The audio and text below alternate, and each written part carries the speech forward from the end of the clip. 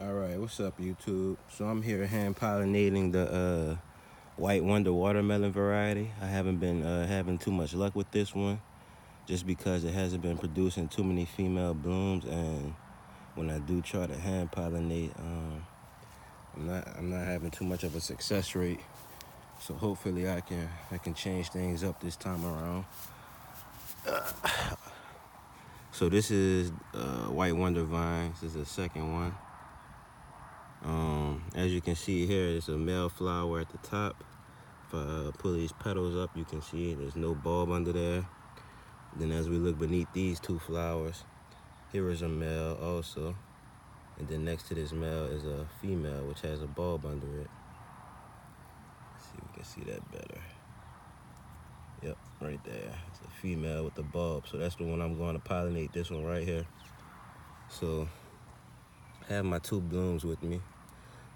Both of these blooms come from a second White Wonder plant that I just picked them from a second plant. So I'm gonna pluck the petals off the blooms now.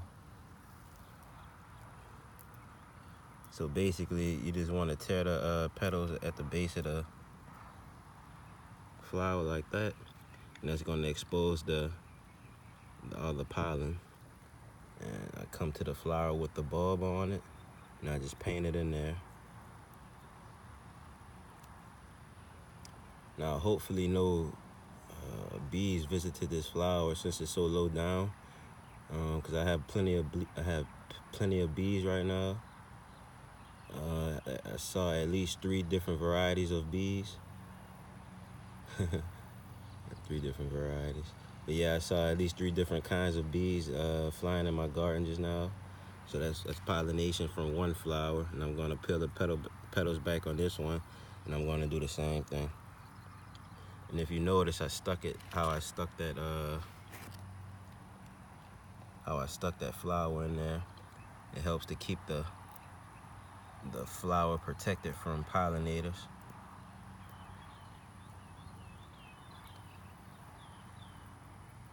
So I'm gonna pull this one out, and I'm gonna replace it with this one. I'm gonna do the same thing that I just did. I'm gonna paint it in there.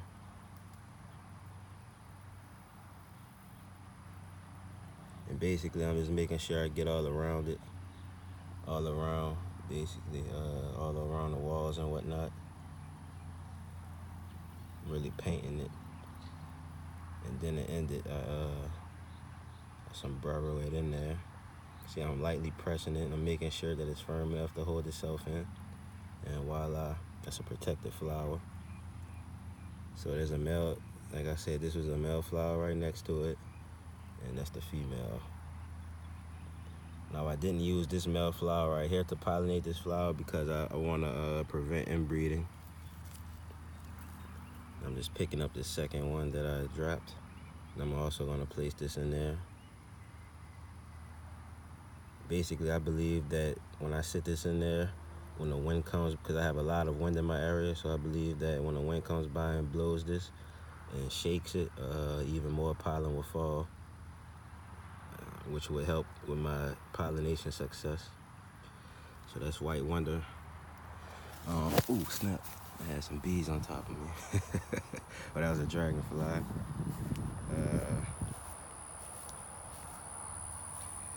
So here's some other flowers that I pollinated about, I would say at the minimum, I did this flower 3 days ago. At the most, I did it 4 days ago. This is the Illiniwek watermelon flower. So Illiniwek is a Native American variety. It's from Illinois. It's a Native American tribe that was stationed in Illinois. And I hand pollinated 2 of them on the same day. You can see this one is kind of shorter and stubbier. It's a landrace, so the melons may be different shapes and sizes and whatnot once they do fully form. But you can see this one is shorter and stubbier. This one is still has that stubbiness to it slightly, but it's a little bit longer. So this is gonna be a nice size melon right here. I'd say they probably won't be no more than 20 pounds because the female blooms aren't growing that fast. So that's Illiniwek, and the second name is Ireniwaki.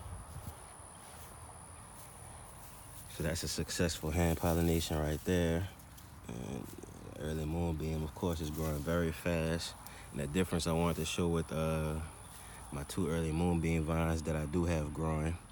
So one vine from birth, one was naturally had strong genes and one naturally had weak genes.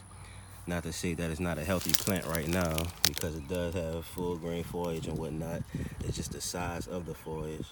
So if you check out the size of these leaves and then you check out the size of these leaves, this one had naturally stronger genes from sprouting, and this one had naturally weaker genes.